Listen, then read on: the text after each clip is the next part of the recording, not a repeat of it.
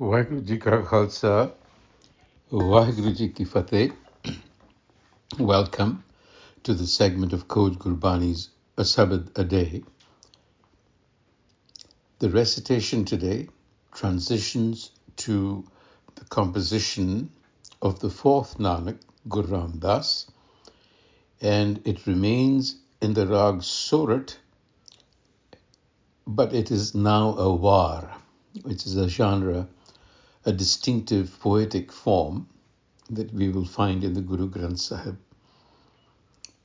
So a war, like Asa ki war, consists of pauris, literally steps or a ladder, and they carry the central message, and they are usually appended with saloks, shorter verses, as a means of elaboration or illustration.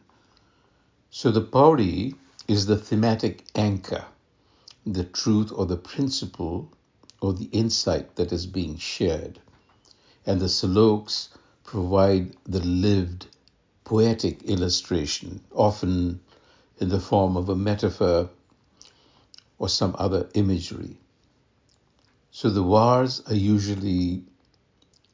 they used to be sung as ballads during wartime. So they are very direct, they exhort you, and their orientation is to the group. So they're sung in congregations and kind of carry a punch, if you will. And there are 22 such wars in the Guru Granth Sahib. And then there is the rag Sorath that is being celebrated in this particular sabad that we are going to do. It is a specific rag, a North Indian rag. And the mood associated with Sorath is one of joy, celebration. So the significance here of including or addressing Sorath, the war in Sorath, is using the rag's energy to reinforce its message.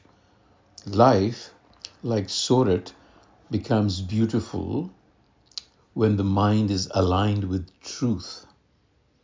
You see? So, the war teaches through a twofold movement, the pauri and the illustration. So Sorath adds an uplifting celebratory tone. So you know that we've been critiquing ritual, falsehood. Despite all of that, what is being said here is that the mood ultimately is one of joy. So essentially what is being said is that life is beautiful when lived in truth.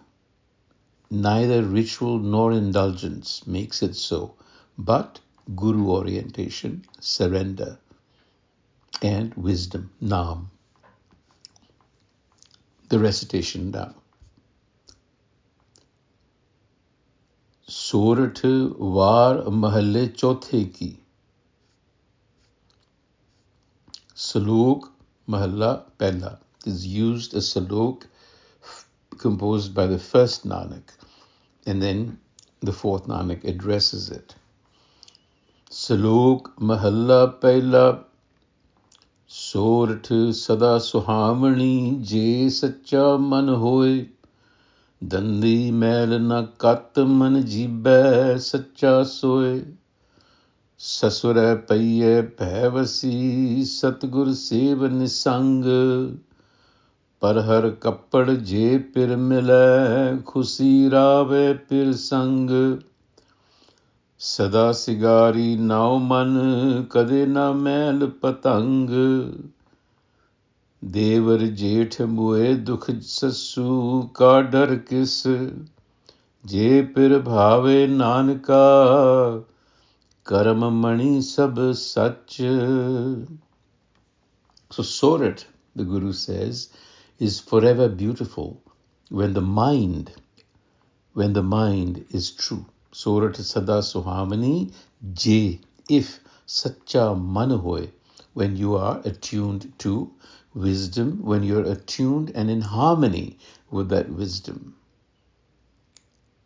Another way of putting it is, if the stain of falsehood, which is the ego, does not cling to the mind, and when the tongue speaks the truth, dandi melana kat man jebba sach soy. So he's laying out the conditions. The stain of falsehood has to be eradicated for Sorath to become beautiful. So sasure paiye bhavase. At the in-laws' house, one lives in awe, one lives in restraint, serving the Guru. This is a message that is where we have to abide. Casting off the veil, if the soul bride meets the husband, she rejoices with him. Parhar kappad je pir mila, khusi rave pir sang. The Guru is educating us on how to live. Adorned forever with the name in the mind, wisdom, never stained by disgrace, by the ego. Sada sigari nao man kade na mail patang.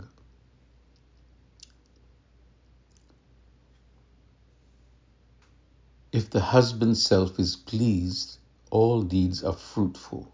Je pir bhave nanaka karma mani sab sach. So the metaphor of marriage is being used here. The soul bride leaves her parental home, enters the in-laws, meaning life in the world. The spouse is the divine, and the veil is the ego. And it mentions brothers-in-law and mother-in-law.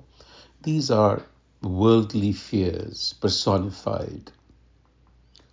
The message, when the mind is true and the tongue speaks truth, the soul bride is adorned with wisdom.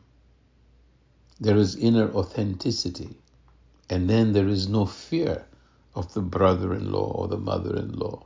All anxieties die away. Now Salok Mahalla Chautha addresses this.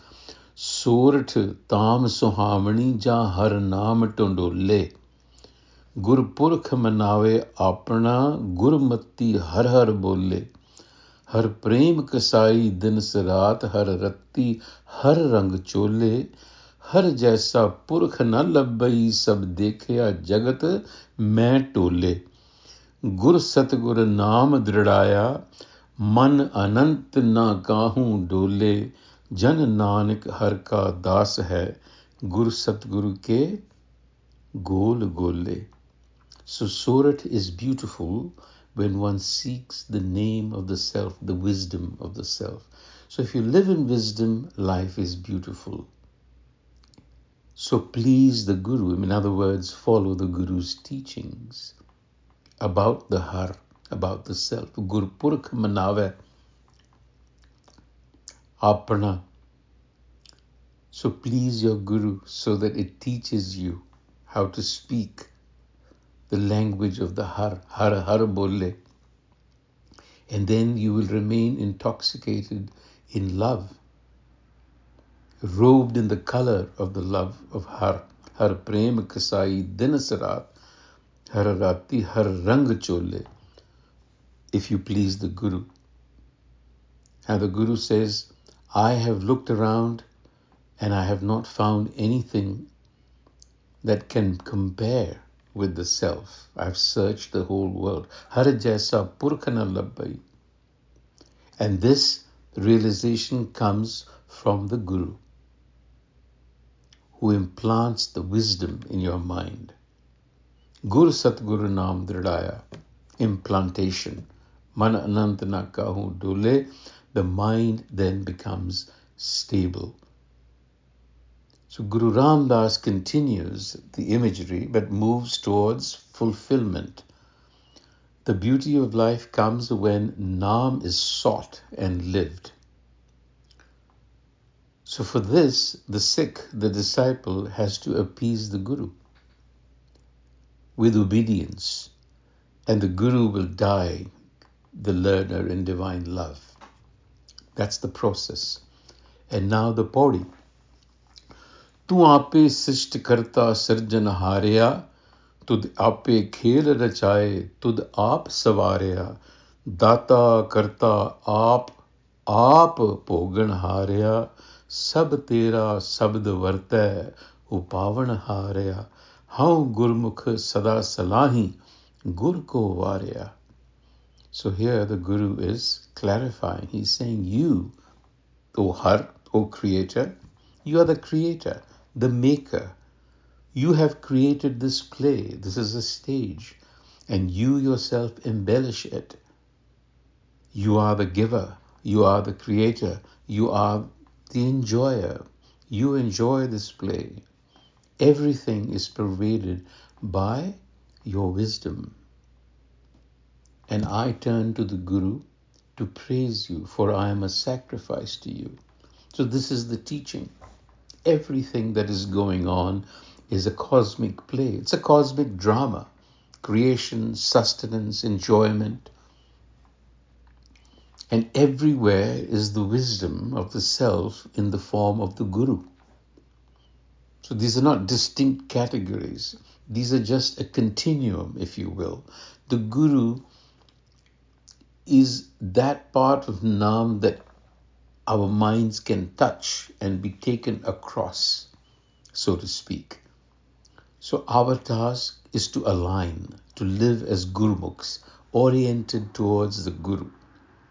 That is the culmination. Vaheguru Ji ka Khalsa, Vaheguru Ji ki Fateh.